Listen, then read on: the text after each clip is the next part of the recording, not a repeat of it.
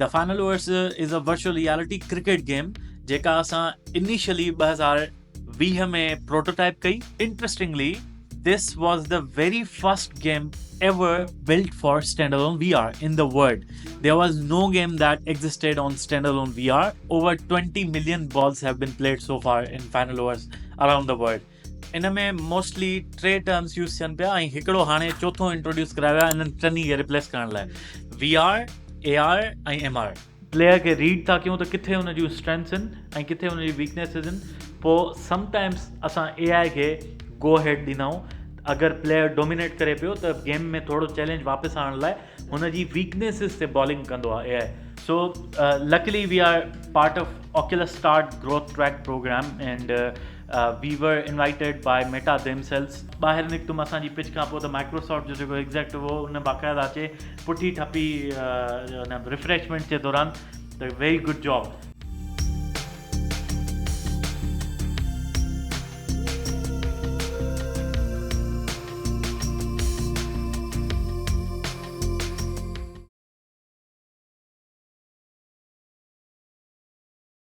अस्सलाम वालेकुम.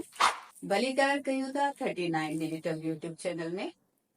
जी त असांजे चैनल जो मक़सद आहे to create, to educate, to inspire the youth of Pakistan. Let's start smooth में. असांजे अॼु जा महिमान आहिनि proud alumni of ITN university Jamshoro जा हाला आज़ाद. ही CEO आहिनि मिक्सेल VR सॉफ्टवेयर कंपनी जा. अचो त उन्हनि खां उन्हनि जी जर्नी ऐं उन्हनि कहिड़ी कहिड़ी मुश्किलातूं ॾिठियूं ऐं तव्हांखे कहिड़ी मोटिवेशन ॾियनि था या सलाह ॾियनि था. So without wasting a time, अस्सलाम वालेकुम हाला. Walaikum assalam. Thank you so much for inviting me here. I'm honored to be here and it feels very exciting to be speaking with you after such a long time. We have met in between, but after university, this is going to be our probably first one-on-one conversation. We have sit together as student teacher before. I used to bother you a lot with my questions. So tamam gani khushi thi and congratulations on starting this podcast. Thank U very much हाला. तव्हां माशाल्लाह सां तमामु घणी हिन उमिरि में जेका बि अचीवमेंट्स कयूं. सो अचूं था त सभ खां पहिरीं इहो ॿुधायो त तव्हां किथे जा आहियो ऐं तव्हां ही सॼो कुझु जेका आहे तालीम वग़ैरह एजुकेशन किथां पिराई थोरा असांजे बारे में ॿुधाईंदा. So असां बेसिकली मेहड़ शहर में मेहड़ तालुका में ॻोठ आहे थरड़ी मोहब्बत जे नाले सां. असां उतां जा आहियूं. Born and raised there. उन खां पोइ असांजी स्कूलिंग प्राइमरी स्कूल में थी आहे. बेसिकली असां कंहिं वॾे स्कूल में उते स्कूल हुया ई कोन. प्राइमरी स्कूल में पढ़ियासीं. उन खां पोइ हाई स्कूल जेको उते थरड़ी मोहब्बत जो हुयो उस्ताद माशाल्लाह तमामु सुठा हूंदा हुया उते. उते असां पढ़ियासीं. उन खां पोइ जेका कॉलेज आहे उहा अनफॉर्चुनेटली सिर्फ़ु नाले में हूंदी हुई. हैदराबाद इन में थरड़ी में न हूंदी हुई. राधण शहर हुयो भरिसां उते हूंदी हुई. त उहा असांजी माना न वञण ॾी करे बसि घर में ई पंहिंजी सेल्फ स्टडी करे थोरी घणी थी. त बेसिकली वी आर फ्रॉम थरड़ी मोहब्बत Mehar taluka. But it's been 4 years त असां पंहिंजी फैमिली समेत हाणे हैदराबाद मूव थी चुका आहियूं. त हाणे असांजो शहर हिते ई आहे हैदराबाद में. वंडरफुल. त पोइ हाणे तव्हां ॿुधायो त तव्हां जी ग्रेजुएशन किथां खां थी. ग्रेजुएशन मां कई 2K13 जी मुंहिंजी बैच आहे. 2016 में पास आउट थियो. Bachelors of software engineering from university of Sindh. Of course तव्हांजा स्टूडेंट हूंदा हुआसीं हुन टाइम ते. थोरा असांजे ॿारनि खे ॿुधाई त तव्हां इहो आइडिया या हिन कंपनी जो स्टार्ट कीअं विधो, कॾहिं विधो ऐं कॾहिं खां तव्हां शुरू कई. सो प्लीज़ हुनजी थोरी डिटेल असांखे ॿुधाईंदा. श्योर. सो मां थोरो नॉर्मली पंहिंजो इंट्रोडक्शन इहो ईअं ॾींदुमि त I am a senior virtual reality programmer. मां प्रोग्रामिंग में 9th क्लास खां तमामु घणो इंट्रस्टेड हुयुमि. जेका सभ खां पहिरीं प्रोग्रामिंग लैंग्वेज मां सिखी हुई उहा GW बेसिक हुई. ऐं इंट्रस्टिंगली आई थिंक को जमाली साहबु हुयो, हुनजो नालो मूंखे प्रॉपरली यादि न आहे. उनजो सिंधी में लिखियलु किताबु हुयो जंहिंमें हुन GW बेसिक सेखारी हुई.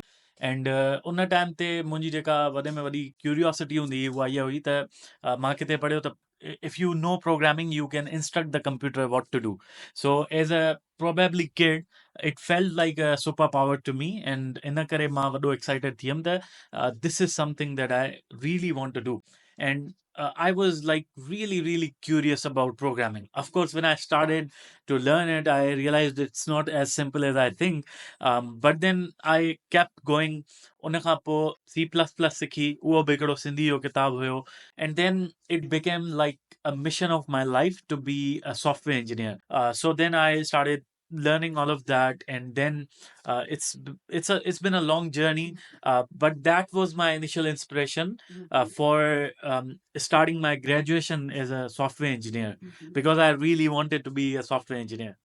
जीअं त हालत तव्हां ॿुधायो त तव्हां इंस्पायर थिया हिकिड़े सिंधी लेखक जी किताबु लिखियो हुन टाइम ते त उन तव्हांजी लाइफ में तमामु घणो इम्पोर्टेंट रोल प्ले कयो त तव्हीं छा था सम्झो पिया त असांजे ॿारनि खे वाकई लैंग्वेज जे करे ई लॉजिक कोन थी अचे पई या उन्हनि खे असां पंहिंजी लैंग्वेज में अगरि material IT related material logic based material develop कयूं लाइक इज़ अ चाइनीज़ वांगुरु त उहो इम्पैक्ट कंदो इलाही असांजी सोसाइटी में असांजे यूथ खे गाइडलाइन मिलण में त इन बारे में तव्हांजो छा ख़्यालु आहे मां सम्झां थो त इन जो तमामु वॾो इम्पोर्टेंट रोल आहे एंड एज़ आई सेड के हालांकि C++ अगरि अॼु बि even after so many years 2010 जी मां ॻाल्हि कई त अॼु 2025 में बि अगरि तव्हां कंहिं स्टूडेंट खे C++ सिखण लाइ चओ त तव्हांखे ख़बर पवंदी त केतिरो माना माण्हू फियर बि कनि था हिते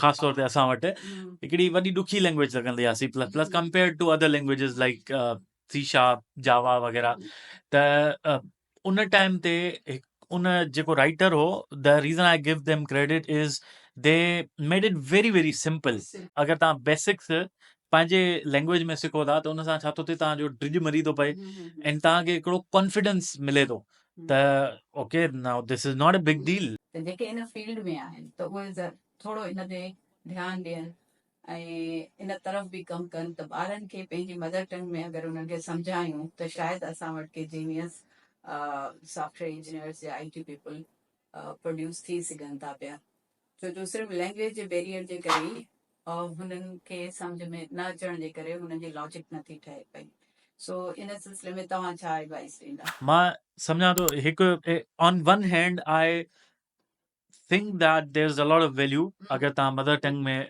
टीचिंग कंटेंट क्रिएट कयो पिया but on the other hand I am also a big promoter of learning English language. So नंढपण खां वठी करे I was very well inspired by TED Talks. So like the reason I wanted to learn English, like I wanted to speak English like Ramiz Raja. Since childhood, I was a big fan of his English, his accent, his speech.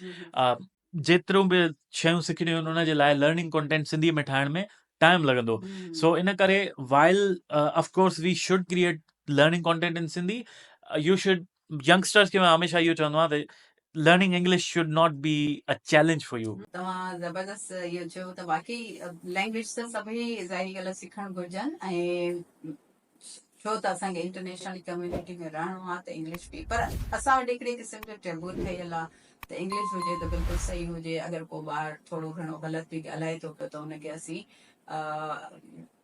हिकदमि ई टोकियूं था या हुन ते कुझु न कुझु comments pass कयूं था त जंहिंजे करे उनजो उहो कॉन्फिडेंस जेको आहे लूज़ थो थिए पियो त मुंहिंजे ख़्याल में त इन्हनि सभिनीनि शयुनि खे हिकिड़े क़िस्म जा बैरियर्स थियनि था त इहे सभु शयूं असीं ख़तमु करे सघूं था पिया ऐं पंहिंजो कंटेंट वाकई ठाहिण में टाइम त लॻंदो पर असांखे इन में ज़रूरु सोचणु घुरिजे ऐं कुझु न कुझु इन में कमु करणु घुरिजे त how to be make a easy understanding for the youth की हू सम्झनि शयुनि खे ईज़ीली तॾहिं हू कुझु क्रिएट करे सघंदा हालांकि जीअं त तव्हांजो स्टार्टअप या तव्हांजी कंपनी हिकिड़ी VR सॉफ्टवेयर डेवलपमेंट कंपनी आहे ऐं गेमिंग बि ठाहिनि थियूं त तव्हांजे तवसुल सां ऐं पंहिंजनि ॿारनि खे थोरो कनेक्ट कयूं त इहे जेके टिपिकल टर्म्स आहिनि जेके यूज़ थियनि था VR में ऐं प्लस में AR में MR में छा फ़र्क़ु आहे अगरि सभई सिंधी में ॿारनि खे सम्झायो त जीअं हू बि पंहिंजो करियर इन में स्टार्ट करे सघनि था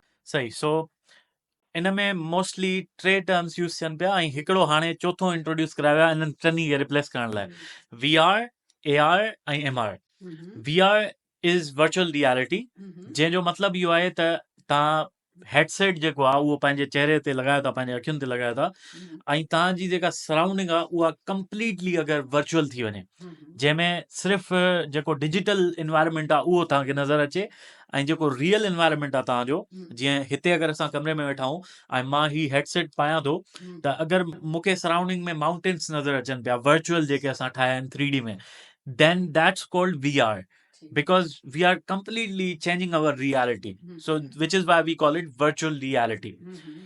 With augmented reality छा थींदो, जो असां इमेजिन कयूं त हिते लैपटॉप न आहे पियो हींअर करंटली, पर असां ग्लासिस लॻायूं त हिन ई असांजे रियल वर्ल्ड में लैपटॉप वर्चुअल जेको आहे 3D लैपटॉप आहे उहो हिते नज़र अची वञे, या अगरि असां लर्निंग जी ॻाल्हि कयूं त हिते मॉलिक्यूल नज़र अची वञे को केमिस्ट्री जो, या लॉयन नज़र अची वञे हिन टेबल ते. So that's called augmented reality, because असां रियलिटी खे ऑगमेंट पिया कयूं कंहिं हिकिड़े डिजिटल कॉन्टेंट सां. नाउ जेका AR आहे उहा अॼुकल्ह mostly whenever we refer to AR, we are referring to cell phones. Cell phones जे ज़रिए तव्हां कैमरा पॉइंट आउट कंदो टेबल ते त तव्हांखे जेका मोबाइल जी स्क्रीन आहे उन में तव्हांखे वर्चुअल कॉन्टेंट जेको AR वारो कॉन्टेंट आहे उहो नज़र ईंदो त टेबल ते उहो पियो आहे. सो whenever we are talking about AR, it's about mostly smartphones today. And when we talk about VR, it's about virtual reality headsets. with the gadgets. Yeah, with the gadget, like the Meta Quest 2, like the HTC Vive Focus. There are many more. And then there's MR, which is called mixed reality. Now, what's mixed reality is basically a combination of both. जंहिंमें छा थियो, जो VR headsets में AR जी capability बि जॾहिं असां add था कयूं with mixed reality pass through, which simply means that when you wear the headset, you can also choose to see your real world, and transforming AR into the VR headset. Then it's called MR. Now, it's weird, it's awkward, but as a developer or as an industry person, it becomes very challenging to refer to all these technologies. But now, because ये टे terms थी चुका आहिनि, त हाणे हुनखे industry में सभिनी खे कंबाइंड रेफर करण जे लाइ XR यूज़ थो थिए. So you can replace X with any term AM और V. So which is Y हाणे असां हिन सॼी, छो त essentially it is a special computing. So 3D world जे अगरि कंप्यूटिंग खे असां 3D वर्ड में खणी अचूं त उहो सेम ई डेवलपमेंट मैकेनिज़म्स हूंदा आहिनि, थोरे माइनर डिफरेंसिस सां. So which is why we called it XR. त पोइ हाणे तव्हां असांखे ॿुधायो त तव्हांजी जेका गेम आहे हुनमें VR जो कॉन्सेप्ट या इन गेम जो तव्हांखे आइडिया कीअं आयो, छो आयो, ऐं तव्हां हुनखे VR बेस्ड ई गेम छो ठाही, सो कुझु असांखे ॿुधाईंदा हुनजे बारे में? पहिरियां थोरो जंहिंखे ख़बर न आहे उन्हनि खे मां अगरि ॿुधायां त असां पंहिंजी कंपनी जे प्लेटफॉर्म तां हिकिड़ी गेम डेवलप कई आहे जंहिंजो नालो आहे the final overs. The final overs is a virtual reality cricket game जेका असां इनिशियली 2020 में प्रोटोटाइप कई, ऐं उनजो जेको वेरी बेसिक वर्जन हुयो, वेरी अर्ली कॉन्सेप्ट, उहो असां 2020 जे नवंबर में लॉन्च कयोसीं to a very limited number of users to get some feedback. And then it's been 4 years, almost 4 years that we have been developing this game. Now it's a game that is live on MetaQuest store. We sell this game at $20 a copy. So if you have a VR headset like MetaQuest, you can go on the store, you can buy this game, and you can start playing it. Interestingly, this was the very first game ever built for standalone VR in the world. There was no game that existed on standalone VR, which is why जॾहिं असां इहा game जो जेको teaser आहे उहो असां Reddit community, जेका VR जी community हूंदी हुई, उहा उन ते असां पब्लिश कयो त people were crazy about it. They said that even though it was a very early prototype, the asked us that they will pay for this prototype, but they need this because they VR में अॼुकल्ह हिकिड़ो challenge इहो हले पियो त माण्हू devices वठनि पिया, उन में हिकिड़ो ॾींहुं हलाइनि पिया ॾाढो मज़ो अचे पियो, ॿियो ॾींहुं हलाइनि पिया ॾाढो मज़ो अचे पियो, 3 ॾींहं परेशान थी पिया वञनि त हाणे हलायूं छा हिन में. Exactly. Content is the biggest issue in the virtual reality industry right now. Even though now there's so much exciting content and काफ़ी हद ताईं मसलो रिड्यूस थियो आहे, बट मिसाल जे तौर ते उहो रिड्यूस थियो आहे. जेके शूटिंग गेम्स आहिनि उहे काफ़ी पॉपुलर आहिनि माण्हू, but not every one is a fan of shooting games. त VR में हिकिड़ो इहो वॾो प्रॉब्लम हले पियो, त इन जे करे उहा वॾी नीड बि आहे. सो विच इज़ वाई असांजी इंस्पिरेशन ॿियो ताईं शुरू थी त इंट्रस्टिंगली असां क्रिकेट खेॾण जो ॾाढो शौक़ु हूंदो हो बचपन खां वठी हमेशह खां वठी करे त विच ते कोविड अची वियो कोविड जे टाइम ते unfortunately we couldn't go out to play त we are developers and we used to work for international clients. We used to develop apps for people from USA, Germany. So we thought that we should experiment to build VR cricket on standalone VR. Standalone VR में difference इहो आहे त जेका physical world जी tracking आहे उहा stand alone जे cameras मां थींदी आहे त which is why it was very it was never experimented at the time के हिन सां क्रिकेट पॉसिबल आहे या न because of tracking issues because cricket में तव्हां बैट खे पोयां झलींदा हो वग़ैरह हिकिड़ो स्पेसिफिक पोज हूंदो आहे एग्ज़ैक्टली त ट्रैकिंग जा इश्यूज़ थी सघंदा so for us to it was an experiment initially we started to experiment के इहो पॉसिबल आहे या न काफ़ी प्रॉमिसिंग रिज़ल्ट्स मिलियूं असांखे फर्स्ट टेस्टिंग में त इन करे असां छा कयो जो असां हुनखे अनाउंस कयो हुन प्रोटोटाइप खे and then once we received a lot of positive feedback and encouragement त पोइ असां हुनखे हिकिड़ी रियल एक्चुअल गेम में डेवलप करणु शुरू कयो and then it's been a long journey now we have around 2000 monthly active users and over 200 daily active users. I'm like really glad to say that over 20 million balls have been played so far in final overs around the world. So yeah, I'm very excited, and that's how it began. But it's been a long journey that I think we'll continue to talk about.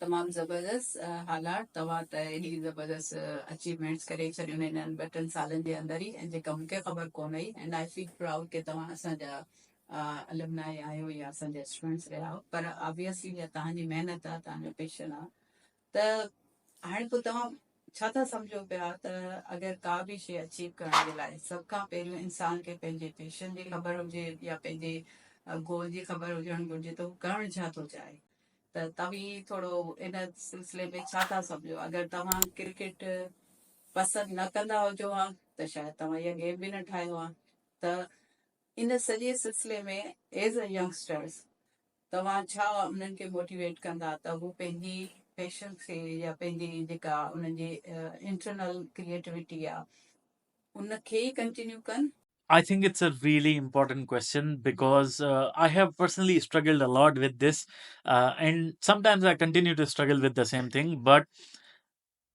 I'm not a believer of the fact that there can only be one passion for someone, because I have had multiple passion over time, and I have tried to excel at them, and I have done well in multiple things, not just one. So मुझे ख्याल में the way I see passion is that at one point in time you should focus on one thing that may be your passion. हाणे मसइलो इहो आहे अॼुकल्ह मां जेको यूथ सां एंगेज कंदो आहियां या छा त उन में जेको प्रॉब्लम मूंखे नज़र अचे पियो न माण्हू इंतिहा दर्जे जा कंफ्यूज़ आहिनि दे simply don't know what they are passionate about because you may like multiple things. मिसाल जे तौर ते some would say कि मूंखे ग्राफिक डिज़ाइनिंग में बि मज़ो थो अचे मूंखे यूनिटी गेम डेवलपमेंट में बि मज़ो थो अचे मूंखे वीडियो एडिटिंग में बि मज़ो थो अचे त मां हाणे छा कयां त उन्हनि माण्हुनि खे मुंहिंजी इहा सलाह आहे त don't be confuse choose one and excel at that first सभ खां पहिरियां उन में पंहिंजो हिकिड़ो सर्टेन क्रेडिबिलिटी बिल्ड कयो तव्हांखे माना एतिरी पंहिंजी स्किल डेवलप करणी पवंदी जो तव्हां अगरि मिक्सियल ते वञो हाणे मूंखे अॼु ताईं बि छोकिरा जेके स्टूडेंट्स आहिनि छोकिरियूं वग़ैरह खे CV मोकिले चवनि sir I need job I don't even check their CV because that's the worst way of reaching out for a job. You need to reach out simply by saying what kind of value you can provide, and you can only build this value. You can only provide this value if you learn something. If you actually try to be good at something. तमामु ज़बरदस्त हालात जीअं त तव्हां इन शइ ते focus कयो त का बि शइ स्टार्ट करण खां अॻु में तव्हां पंहिंजो स्किल्स वठो ऐं टाइम ॾियो उन शइ खे ऐं उन टाइम ॾियण खां सिखण खां पोइ तव्हां उन शइ जा माहिर बि थी वेंदा ऐं एक्सेल बि कंदा सो हिनखे हिन हिकिड़े ॿिए वर्ड सां आऊं यूज़ कयां त तव्हां पंहिंजो पाण खे ब्रांड ठाहियो and then the company are after you तव्हांजे पोयां हलंदा, माण्हू तव्हांजे पोयां हलंदा तव्हांजे स्किल खे ख़रीद करण जे लाइ या तव्हां सां कनेक्ट थियण जे लाइ। त इहा ज़बरदस्त एडवाइस तव्हां ॾिनी। त ॿारनि खे हमेशह पंहिंजी टाइम खे कंज़्यूम करण जे लाइ या टाइम खे यूटिलाइज़ करण जे लाइ पहिरियों सिखणु घुरिजे, को बि कमु जेको जेको हू सिखणु चाहिनि था उनखे प्रॉपर सिखनि and then the market is there. सही। इन में हिकिड़ी ॿी शइ मां ऐड कंदुमि त इलॉन मस्क खां कंहिं एडवाइस वरिती हिकिड़े इवेंट ते त तव्हां यूथ खे छा एडवाइस कंदो, त हुन हिकिड़ी एडवाइस ॾिनी, उहो सिंपल हुई, 2 वर्ड्स जी एडवाइस आहे, बी यूज़फुल। एंड मूंखे उहा तमामु घणी दिलि सां लॻी, बिकॉज़ माना हाणे मां ज़ाहिर आहे स्टूडेंट जी जर्नी रही, उन खां पोइ मां जॉब कई, उन खां पोइ फ्रीलांसिंग कई, now I have work with so many different clients over the years and now we are building our own products. So in सॼे एक्सपीरियंस मां now when we are hiring or when we R recruiting, त मां उन मां जेको कुझु सिखियो आहे, त सभिनी खां जेका सिंपल तरीक़ो आहे न पंहिंजो करियर बिल्ड करण जो, सक्सेस हासिल करण जो ऐं जॉब हासिल करण जो, just be useful. And it sounds very simple, but it has a lot of meaning to it. तव्हां अॼुकल्ह शागिर्द सम्झनि था त designing a really attractive CV is the secret to getting a job, or so many different things. So like recording a video maybe is a secret to job. No, there is absolutely no secret. तव्हांजी presentation तव्हांखे बिल्कुलु help करे सघे थी काफ़ी शयुनि में, चाहे उहा CV जी प्रेज़ेंटेशन हुजे, कवर लेटर जी, तव्हांजी ज़ाती प्रेज़ेंटेशन हुजे, पर the only way you're going to grow is by being useful. You should always try to improve yourself, and then once you reach to that level, उन खां पोइ don't reach out to people and ask them for a job. It's weird. You will never get a job by requesting people के तव्हांखे तमामु घणी ज़रूरत आहे, you are desperate for a job. You will never be heard. तव्हां माण्हुनि खे value provide कयो, एंड तव्हां ॾिसंदो त ड्रामेटिकली तव्हांखे बाक़ाइदा डिफरेंस ईंदो, माण्हू तव्हां वटि पाण रीच आउट कंदा। And then also like will continue to talk about it probably, but social media ते पंहिंजो वर्क शेयर कंदा रहो। ज़बरदस्त, तव्हां त इहा तमामु सुठी ॻाल्हि कई त being useful for selling yourself. ठीकु आहे, यूज़फुल मीन्स तव्हां कंहिंजे लाइ ज़रूरत थियो त तव्हांखे अपॉर्चुनिटी मिलंदी। त मुंहिंजे ख़्याल में त असां सभिनीनि खे ज़रूरु असांजे यंगस्टर्स ॿारनि खे हिन शइ ते घणो ई फोकस करणु घुरिजे त हू पंहिंजो पाण खे केतिरो एक्सेल कनि जो अॻिला माण्हू हुननि जी ज़रूरत थी वञनि ऐं कंपनीज़ एंड जॉब्स हुननि जे पोयां हुजनि। Just add one more thing कि अॼुकल्ह मां हिकिड़ो ट्रेंड ॾिसां पियो असांजे यूथ में, जेको अर्निंग जी तरफ़ तमामु घणो अची वियो आहे, ऑनलाइन अर्निंग। उन मां माण्हू पैसा कमाइण मां इंस्पायर थी था वञनि, उन जे करे टिकटॉक ठाहिणु शुरू पिया कनि, उन जे करे यूट्यूब ॾिसनि पिया त वॾा यूट्यूबर कमाइनि था पैसा, त बसि यूट्यूब शुरू करे था छॾनि only for the sake of money. त मतिलबु बसि ओवरनाइट असांखे सक्सेस मिली वेंदो।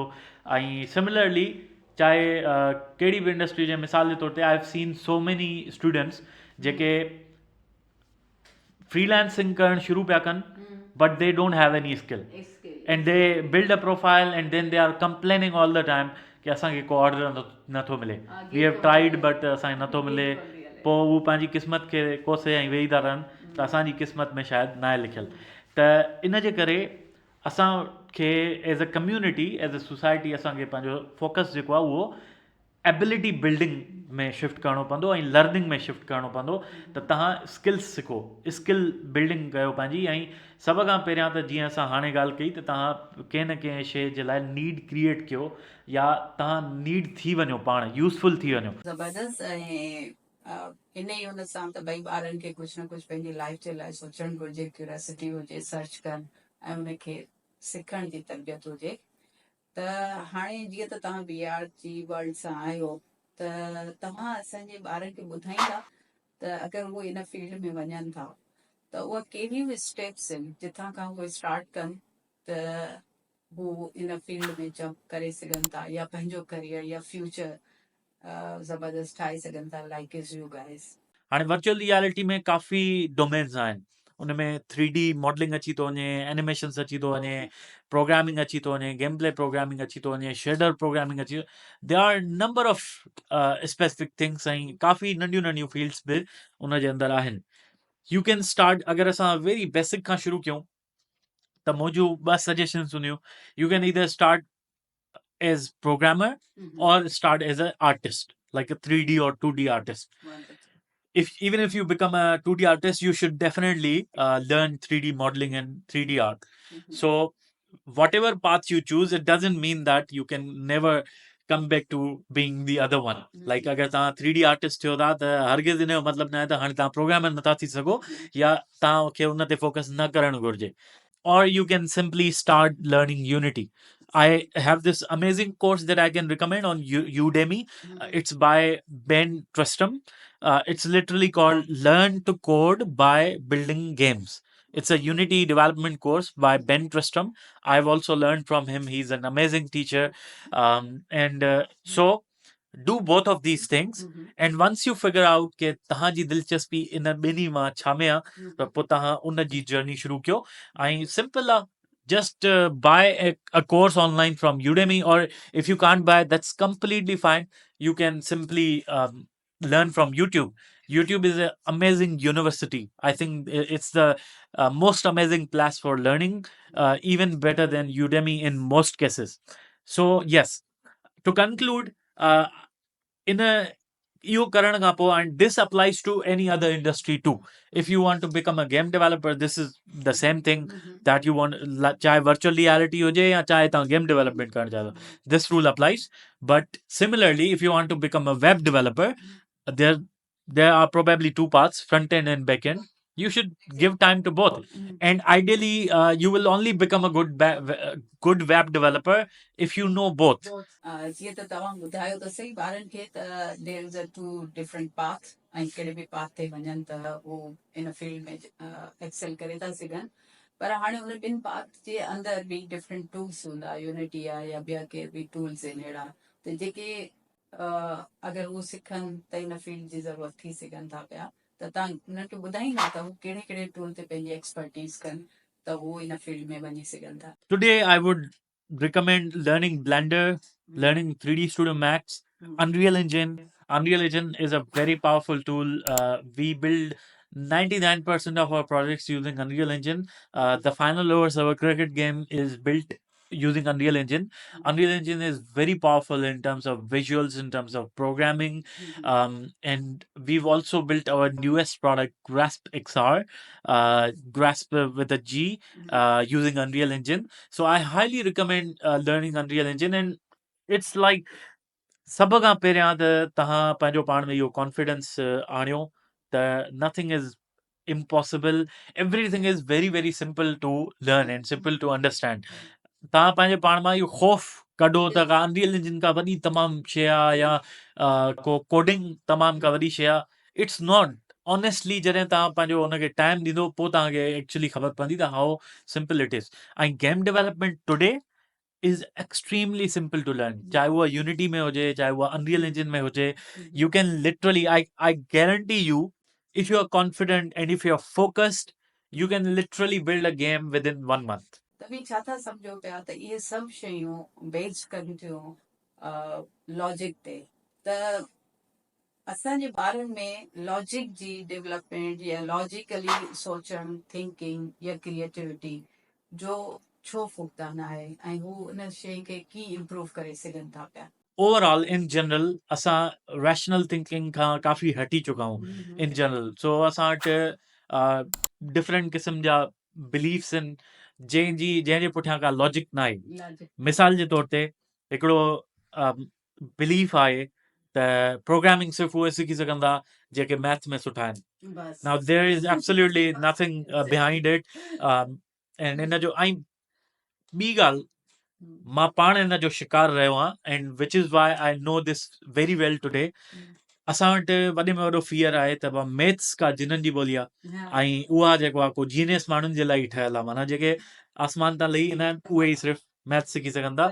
ॻाल्हि इहा आहे त उहा शइ सिर्फ़ु ॾुखी आहे दुनिया में जेका अॼु ताईं कंहिं बि न कई आहे ऐं काफ़ी माण्हू उहे बि अचीव था कनि इम्पॉसिबल्स अचीव था कनि त जॾहिं मैथ्स जा हज़ारे तव्हांजे क्लास में अलाए केतिरा so it's something very simple अगरि असांजे मुआशिरे में क्यूरियोसिटी खे किल करण जे बजाए उनखे प्रोमोट कयो वञे मुंहिंजे हिसाब सां असांजो मुआशिरो at this time 10x better हुजे हा ऐं थी सघे थो 10x better only with this बाक़ी बि सभई ॿिया मसइला सभई पंहिंजी जॻह ते बट अगरि असां सिर्फ़ु क्यूरियोसिटी खे ई अनलॉक कयूं था पंहिंजे मुआशिरे में उन सां बि काफ़ी so I agree with you completely कि असांजे मुआशिरे में इहो क्यूरियोसिटी जो वॾो फुक़दान आहे एक्चुअली बिल्कुलु ऐं being as a parent being as a teacher academics एतिरो एक्सपीरियंस रहियो आहे या सोसाइटी में एज़ अ मेंबर त असांजी सोसाइटी में हिकिड़ो त ॿारनि खां क्वेश्चनिंग करण ते या उन्हनि जी क्यूरियोसिटी खे हमेशह किल कयूं था पिया ऐं आउं सम्झां थी पई त अगरि असां वंस इहो कंहिं ॿार खे एक्सेप्ट न कंदा हुनजे ओपिनियन खे या हुनजे क्वेश्चन्स खे रेस्पेक्ट न ॾींदा ऐं उनखे बिल्कुलु रिलीजियस पर्सपेक्टिव सां या हूअं बि लॉजिकली पर्सपेक्टिव सां इग्नोर कयूं था त उते उते हुनजी उहा सोच स्टॉप थी वञे पई पोइ whether they choose the two path, there is a two path, one is a right, one is a wrong. One specific experience that I remember that I had with you in university was के असां वटि now I can share this with you के असां वटि न उते university में असां जॾहिं पाण में स्टूडेंट जेके आहियूं उहे असां जेके कुझु पढ़ंदा हुया या छा प्रोग्रामिंग वग़ैरह त असां सोचींदा हुआसीं त असांखे हिते छो नथा सेखारनि कुझु बि माना प्रोग्रामिंग नथा सेखारनि डेवलपमेंट नथा सेखारनि त I remember this one incident experience with you in the class जंहिंमें मां I think you used to teach us software development methodologies so I question you in the class के मैडम असांखे इहे त ॿाहिरि कमु नथा अचनि बट असांखे प्रोग्रामिंग कमु अचे थी वग़ैरह त उते हिते असांखे उहे छो नथा सेखारिनि उन टाइम तव्हां मूंखे हिकिड़ी ॻाल्हि चई त बेटा सभु कुझु तव्हांखे असां त नथा सेखारे सघूं न तव्हांखे काफ़ी शयूं पाण सिखणियूं पवंदियूं and in retrospect I realise के इहा शइ हिकिड़ो इहो बि हिकिड़ो वॾो मसइलो आहे त माना असां वटि हिते यूनिवर्सिटीज़ ते या इदारनि ते घणी वधीक ओवरली रिलाए करणु शुरू था थी वञूं असां एंड देन तव्हांखे ख़बर आहे हिकिड़ो इकोसिस्टम ई अहिड़ो ठहियलु आहे त पीपल थिंक के like getting the degree and getting the graduation done is what qualifies you what makes you a qualified person but in reality it's not the case त मां हाणे हुन तव्हांजी ॻाल्हि सां 100% अग्री कयां थो त अॼुकल्ह जो जेको दौरु आहे उहो सेल्फ लर्निंग जो दौरु आहे ऐं now specially with AI the dramatic changes that AI is bringing today you have a highly intelligent teacher in your pocket 24/7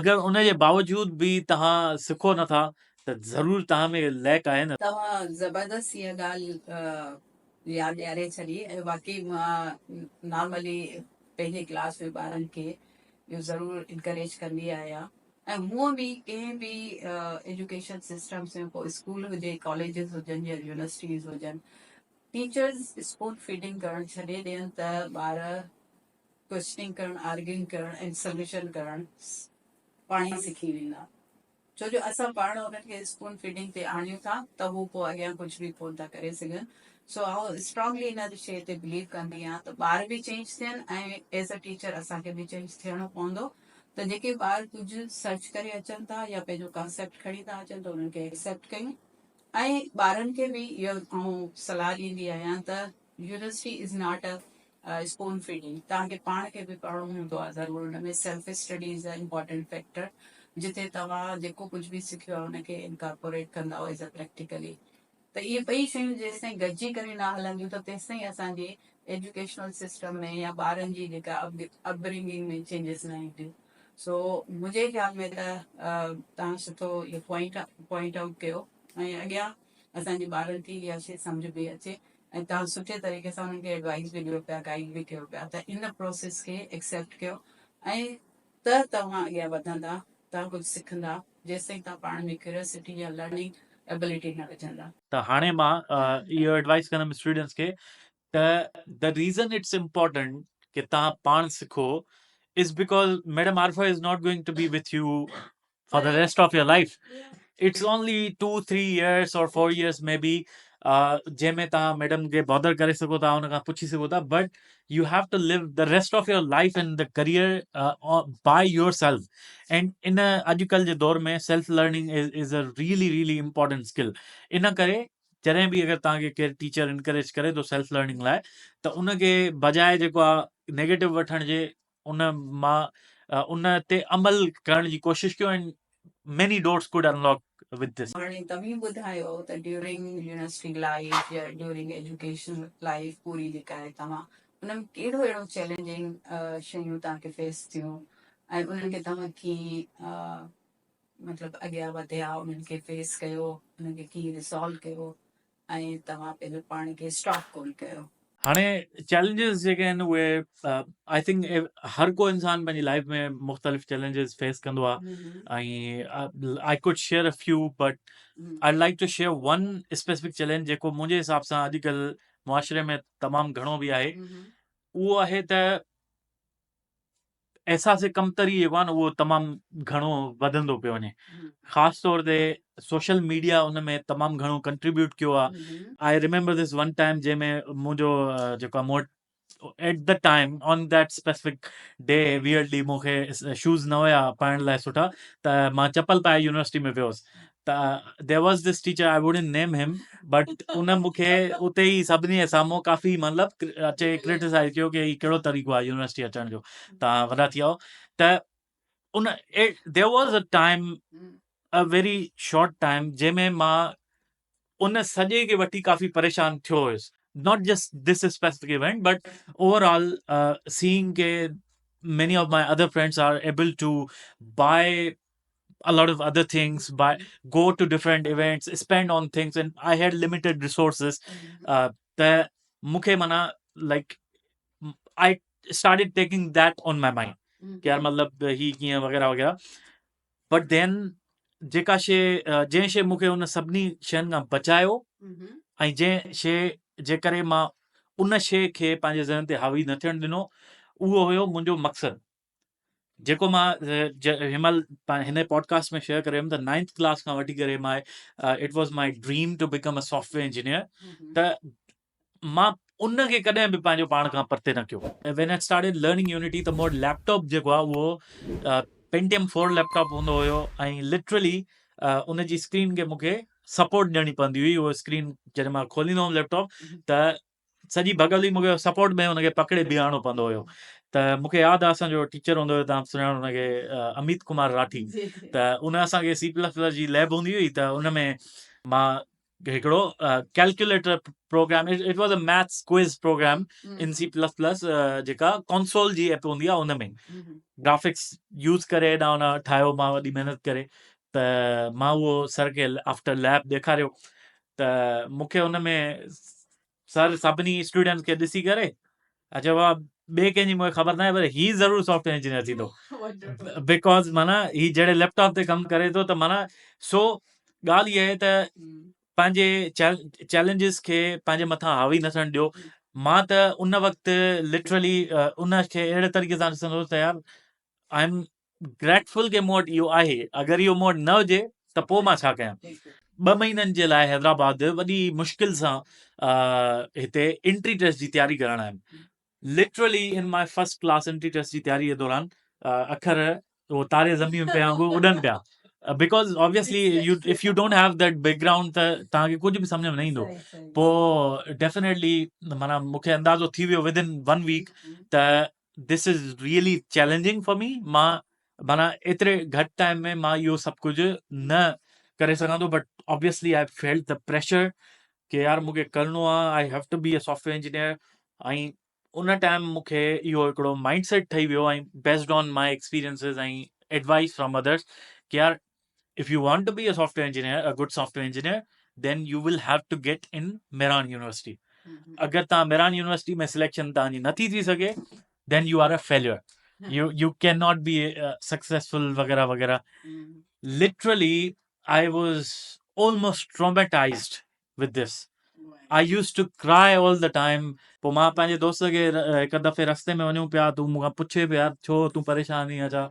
त लिटरली मां रस्ते में हुन जे साम्हूं रोई ॾिनो आहे यार मूंखे माना अगरि मां सॉफ्टवेयर इंजीनियर नथो थियां त I don't know what else I do because this is my dream like I am doing everything I am doing because of that त उन खां पोइ in retrospect of course I had my amazing 4 years in University of Sin. These 4 years are one of the most memorable years of my life. I think I was pretty stupid at the time, and everyone telling me that was also stupid, probably, because So this is also one of the challenge that youth today is facing. अगर तव्हां माण्हुनि खे reach out कयो उन्हनि खां सिखण जे लाइ त people help you. ठीकु आहे कॾहिं बि तव्हांखे केरु मना न कंदो अगरि तव्हां सचाई सां कुझु सिखणु चाहियो था न मैडम आरफा ते तव्हां अचो मां थो तव्हांखे गारंटी ॾियां she will never refuse U अगरि तव्हां जेन्युअनली कुझु सिखणु चाहियो था ऐं तव्हां जेतिरो बि तंग कयो सिमिलरली मूंखे जंहिंजे लाइ बि ख़बर हूंदी आहे न त यार ही जेन्युअन आहे जेके पंहिंजो टाइम पास करण लाइ या स्कोर ठाहिण जे लाइ अचनि था उहो त मैटर नथा कनि पर जेको जेन्युअनली सिखणु चाहे थो न मां छा मैडम छा को बि माण्हू तव्हांजी मदद कंदो बाक़ाइदा तव्हां में इन्वेस्ट कंदो पंहिंजो टाइम पर तव्हां इहो पंहिंजी जुस्तजू जारी रखो बिल्कुलु तव्हां जेके इहे पंहिंजो लाइफ जा एक्सपीरियंसिस शेयर कयो पिया ऐं आउं समहाउ रिलेट कयां भई असांजे ॿारनि खे इहे सभु मसइला थियनि पिया हिकिड़ा त सिलेक्शन्स थियणु एंट्री टेस्ट थी वियूं उन मां रिजेक्शन वरी उन खां पोइ अॻियां छा उहो करे सघनि था त इहे त हाणे मुंहिंजे ख़्याल में हर घर जी स्टोरीज़ थी वियूं त उते ॿार डिसार बि थियनि था ऐं ॿारनि जो अगरि उहो जेको हुननि जा पेरेंट्स उन्हनि खे शुरू खां विझनि था दिमाग़ में ऐं उहो पूरो नथो थिए त ॿार अंडर प्रेशर बि अचनि था पिया ऐं उन्हनि जो हिकिड़ो मक़सदु उहो सम्झंदा असांजी लाइफ ख़तमु थी although 17-18 years is not a big life पर उन टाइम ते उन्हनि जी इहा ई फीलिंग आहे ऐं कुझु असांजो सिस्टम बि अहिड़ो हाणे टफ थी वियो आहे त सिलेक्शन प्रोसीजर्स जेके आहिनि इलाही स्ट्रिक्ट थी विया इलाही कॉम्प्लिकेटेड थी विया आहिनि जंहिंखे फेस करणु असांजे ॿारनि खे सेखारियो पवंदो वञे पियो त तव्हां छा था सम्झो त इन्हनि सभिनी शयुनि खे असीं कीअं चेंज करे सघूं था पिया मुंहिंजे ख़्याल में त जेको ड्राइव कंदो आहे न कंहिं बि माण्हू खे कंहिं स्टूडेंट खे यंग एज में उहो उनजे पेरेंट्स जो या उहो जेके उनजा गार्डियंस आहिनि उन्हनि जो बिलीफ आहे उन में मां इहो नोट कयो आहे ऐं this issue is very very close to my hurt because madam मां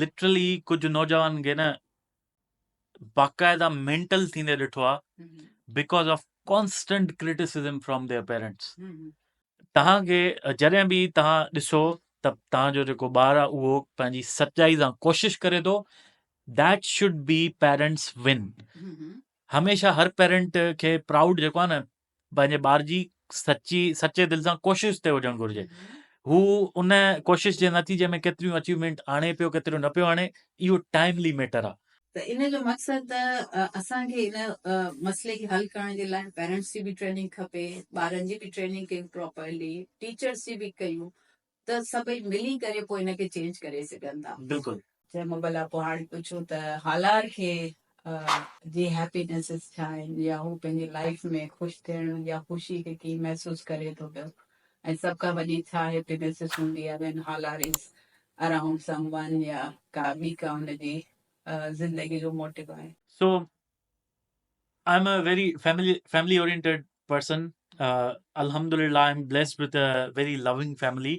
So मूंखे सभिनी खां वॾी ख़ुशी थींदी आहे जेॾी महिल असां पंहिंजी फैमिली में गॾु वेही ऐं मानी खाईंदा आहियूं ऐं हिक ॿिए सां मस्ती मज़ाक कंदा आहियूं केरु कंहिंखे चर्चो भोॻाईंदो आहे या इवन असां पाण में ई कुझु ॻाल्हियूं डिस्कस करे ऐं हिक ॿिए सां ॻाल्हाईंदा आहियूं खिलंदा आहियूं त I love spending time with my family so that's happiness for me. Secondly, happiness for me is trying to make your vision a reality. चाहे वो केतिरो बि नंढो हुजे या केतिरो बि वॾो हुजे अगरि आउं चवां त हालार 5-10 साल पहिरियों ऐं हाणे वारी हालार में छा फ़र्क़ु आहे त छा तव्हां चवंदा I wish I was as crazy as 10 year before version of me. Of course, जेको 10 year before version हुयो मुंहिंजो काफ़ी उनखे ग़लति फहमियूं तमामु घणियूं हुयूं ऐं उनखे of course, he was a naive guy. He was a naive kid, thinking that, building this application was the mission achieved in life. Okay, he was very naive, but at the same time, what I miss about that version of me is the crazy amount of self belief. Okay. At the time, once I thought about doing something, I never nothing mattered to me more than that. Yeah. I didn't care about losing. What others says or what other. Exactly. I didn't care about losing. I wanted, all I cared about was giving myself a chance. Yes. Alhamdulillah, I'm transforming myself more towards that. But in between those 10 years, life happened with me. I saw many failures, I saw many struggles. जेके भी मूंखे हिन महिल ॿुधनि पिया, if you have that craziness, by that I mean कि तव्हां you have deadly confidence on yourself. If you want to do something, you don't care about anything else. अच्छा, हाणे तव्हां एज अ सीओ जो रोल आहे तव्हां वटि, छा तव्हां उहो ई एग्रेसिव हालार अगरि ॿिए कंहिं में नज़र अचे तो सपोर्ट कयो था? अञा ताईं उहो जेको हालार मां हुयुसि, अञा ताईं मूंखे ओड़ो को न मिलियो आहे. Wonderful. Like I would love to have this guy जेको मूंखे on my face मूंखे मूंसां honest रहे. Exactly. Alhamdulillah, I'm very, to be fair, I'm very blessed with an amazing team, and they are very honest with me. Halar तव्हां पंहिंजी game final Final overs. Overs तव्हां develop कई आहे, उन में AI ऐं VR जो की मर्जर कयो आहे या कुझु फ्यूचर्स डिफाइन कया या इन फ्यूचर कंदा तव्हां? सही. So AI जी तमामु घणी अपॉर्चुनिटी आहे हिकिड़ी क्रिकेट गेम में, जंहिंमें मिसाल जे तौर ते हिकिड़ो एग्ज़ाम्पल तव्हांखे ॾियां त असां हाणे AI कोच इंट्रोड्यूस करायो आहे, जेका बि तव्हांजी परफॉर्मेंस आहे थ्रू आउट द मैच, जेका बि तव्हां मैच खेॾो था, चाहे उहा 10 ओवर जी हुजे या 20 ओवर जी हुजे, त तव्हांजी परफॉर्मेंस खे एनालाइज़ करे आख़िर में तव्हांखे हिकिड़ी रिपोर्ट ॾिए थो त तव्हां हिते ग़लती कई, हिते तव्हां बहितर करे सघो था, ऐं ही तव्हां अगरि टेक्निक आज़मायो त तव्हांजी परफॉर्मेंस बहितर थी वेंदी. And it's working really nicely. माना शुरू में असांखे थोरो वक़्तु लॻो हुनखे पॉलिश करण में, AI स्टूपिड आंसर्स बि ॾिए पियो कॾहिं. ओवर टाइम असां हुन प्रॉम्प्ट इंजीनियरिंग करे काफ़ी पॉलिश कयो आहे, ऐं हाणे it gives U very useful insights about your performance. Player खे रीड था कयूं त किथे हुन जूं स्ट्रेंथ्स आहिनि ऐं किथे हुन जी वीकनेसिस आहिनि. पोइ समटाइम्स असां AI खे गो हेड ॾींदा आहियूं. अगरि प्लेयर डोमिनेट करे पियो त गेम में थोरो चैलेंज वापसि आणण लाइ हुनजी वीकनेसिस ते बॉलिंग कंदो आहे AI. पोइ उन सां बि गेम में हिकिड़ो चैलेंज जो जेको आहे न बैलेंस बरक़रार रहे थो. बिफोर इंट्रोड्यूसिंग दीज अपडेट्स असांजो जेको इंगेजमेंट टाइम हुयो प्लेयर्स जो, उहो काफ़ी घटि हूंदो हो. इहे अपडेट्स अचण खां पोइ कंसिस्टेंसी ऐं इंगेजमेंट टाइम प्लस में रिटेंशन असांजी 30 to 40% इम्प्रूव थी वई आहे, because the game is much lace repetitive now. तव्हां छा असांजे ॿारनि खे ॿुधाइण चाहियो था पिया त ही गेमिंग इंडस्ट्री जेका आहे दुनिया में केतिरी वॾी बिग इंडस्ट्री आहे, छो अॼु ॾींहं ताईं पाकिस्तान में इनखे टैप न कयो वियो आहे? मुंहिंजे ख़्याल में त तमामु वॾी इंडस्ट्री आहे. असां अॼु ताईं पंहिंजी गेम जूं, it's our very first game, but we have sold over 3000 copies so far for the final overs, and it's a big opportunity. Like, of course, some of the copies are sold at a much lesser price because asan kare sell te rakhna hu game ge, but currently the game is priced at $20. The agar ta, like, if you are able to sell 5000 copies at $20, ai unama ta of course meta panjo cut khanandi a 30%, ko bhi store khanando a panjo, uho कटे बि अगरि तव्हां 3000 माना 70% अगरि तव्हां हुनजो रखो था त it's a huge amount. Dollars में उहो अचे थो, उनखे अगरि तव्हां PKR में कन्वर्ट कयो त लिटरली करोड़े रुपया तव्हां कमाए सघो था पंहिंजी गेम मां. सो उन लाइ सिंपली छा आहे, spend 4 to 6 months learning VR development. उन खां पोइ तव्हां कुझु गेम्स इन डेवलपमेंट जे दौरान VR गेम्स खेॾंदा रहो पंहिंजे हेडसेट ते, ऐं देन तव्हां को आइडिया खणो गेम जो, उहा गेम ठाहियो ऐं उनखे पॉलिश कयो, बाक़ाइदा हिकिड़ी फन सुठी गेम ठाहियो, पब्लिश कयो फ्री ऑफ कॉस्ट में. लिटरली $25 प्ले स्टोर वारा बि नथा भरणा पवनि. मेटा स्टोर ते पब्लिश करण लाइ Right. Of course you need to buy a headset but उहे बि काफ़ी रिड्यूस थी विया आहिनि माण्हू लखें रुपया आईफोन्स ख़रीद करण में लॻाइनि था लिटरली तव्हांखे अंडर 100,000 जे आराम सां तव्हांखे ब्रांड न्यू हेडसेट मिली वेंदो ऐं अंडर 70,000 तव्हांखे यूज़ हेडसेट मिली वेंदो वी आर जो जंहिंसां तव्हां ईज़िली डेवलपमेंट सिखी सघो था करे सघो था सो आई थिंक के there is a huge untapped market of course तव्हां प्ले स्टोर ते बि करे सघो था उते बि हिकिड़ो अवेलेबल मार्केट आहे but the competition there is much much high उते मिलियंस ऑफ डेवलपर्स आहिनि हिते tens and maybe 10,000 developers हूंदा हुते millions of developers in around the world so the competition is very very high on mobile games इन करे I highly recommend building VR games and selling them online चाहे उहा तव्हां $5 में sale कयो $10 में सेल कयो अॼुकल्ह जेके VR यूज़र्स आहिनि they are hungry for new content because content घटि आहे हिनमहिल VR में इवन दो तमामु घणियूं गेम्स आहिनि बट उहे बि खेॾी माण्हू बोर थी था वञनि देन उन्हनि खे नओं कॉन्टेंट खपे त इन करे तव्हां वटि हिकिड़ी अपॉर्चुनिटी आहे त तव्हां अगरि सुठो कॉन्टेंट ठाहियो था उनखे तव्हां सेल करे सघो था VR स्टोर्स ते अच्छा VR खां अलावा बि असांजी गेमिंग इंडस्ट्री काफ़ी आहे जेका वर्ल्ड लेवल ते तमामु घणी पॉपुलर आहे ऐं ॿार यूज़ बि कनि था ठहे अब्रॉड थी यूज़ हिते पाकिस्तानी एशियन कम्युनिटी करे पई त मुंहिंजे ख़्याल में असांजे ॿारनि खे इन तरफ़ बि वञणु घुरिजे बजाए न ईअं ज़रूरी न आहे त सिर्फ़ु इंडस्ट्री टेक वारा ई या IT डेवलपमेंट वारा ई जेके प्रोजेक्ट्स आहिनि उहे तव्हांखे मार्केट मां या तव्हां अर्न करे सघो था या कंपनी ठाहे सघो था ही बि हिकिड़ो आहे फेज़ जंहिंमें मुंहिंजे ख़्याल में तव्हांजी पंहिंजी क्रिएटिविटी वधीक काउंट करे थी ऐं थोरो घटि हिन में एफर्ट्स आहिनि हा डेवलपमेंट जा एफर्ट्स आहिनि उन खां पोइ तव्हां वेही करे आराम सां खाई सघो था एग्जैक्टली बिल्कुलु हा मुंहिंजे ख्याल में त फाइनल ईयर प्रोजेक्ट्स में बि काफ़ी माण्हुनि खे काफ़ी स्टूडेंट खे परसू करण लाइ मां हाईली इनकरेज कंदुमि त तव्हां VR AR गेम्स खे बाक़ाइदा परसू कयो ऐं I would love to see I think I was a जज maybe last year and I saw some games and I was very happy about it. But next year, I would love to see 20 more games added in the because there are so many students in the university. So अगर ये सभई काफ़ी उन्हनि मां project कंदा ज़रूरी न आहे कि सिर्फ सबको गेम जा करे there are many other exciting technologies but try to innovate. पंहिंजी कंपनी जी so far केतिरियूं अचीवमेंट्स करे चुका आहियो ऐं छा छा तव्हां टैप कयो आहे So, luckily, we are part of Oculus Start Growth Track program, and we were invited by Meta themselves.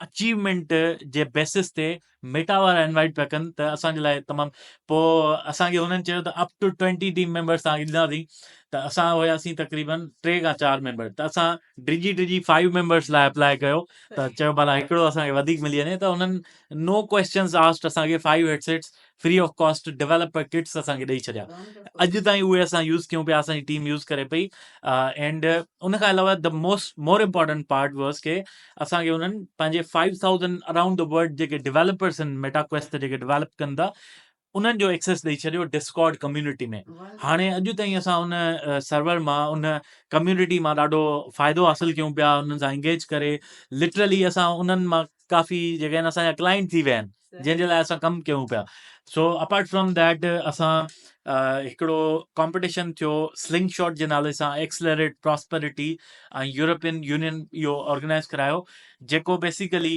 The next unicorn select करे पियो साउथ एशिया मां उन में साउथ एशिया मां 12 स्टार्टअप्स खे सिलेक्ट करिणो हुयो उन्हनि खे and I am very glad के असांजी उन में सिलेक्शन थी मिक्सियल जी इवन दो पाकिस्तान मां 200 एप्लीकेशन्स थियूं हुयूं स्टार्टअप्स जूं पर पाकिस्तान मां सिर्फ़ु 2 कंपनी सिलेक्ट थियूं ऐं उन में असांजी 3 कंपनी सिलेक्ट थियूं ऐं उन में मिक्सियल बि हिकिड़ो पार्ट हुयो ऐं उन खां पोइ ऑफकोर्स असां 2-3 महीना उन्हनि असांखे ट्रेनिंग ॾिनी वर्चुअली ऐं उनजी एंडिंग थियणी हुई दुबई में डेमो डे हुयो जंहिंमें असांखे पंहिंजी प्रोडक्ट खे शोकेस करिणो आहे ऐं पिच करणी वॾनि इन्वेस्टर्स खे जंहिंमें माइक्रोसॉफ्ट जा वॾा एग्ज़ेक्टिव्स बि आयल हुया इन जजिस ऐं तमामु हिकिड़ो अमेज़िंग एक्सपीरियंस हुयो असांजे लाइ लर्निंग एक्सपीरियंस हुयो ऐं वॾो कोलैबोरेशन्स असांजूं तमामु बहितरीनु थियूं ऐं उते असां पिच कयो we delivered an amazing pitch बाक़ाइदा जेॾीमहिल मां ॿाहिरि निकितुमि असांजी पिच खां पोइ त माइक्रोसॉफ्ट जो जेको एग्ज़ेक्टिव हो उन बाक़ाइदा अचे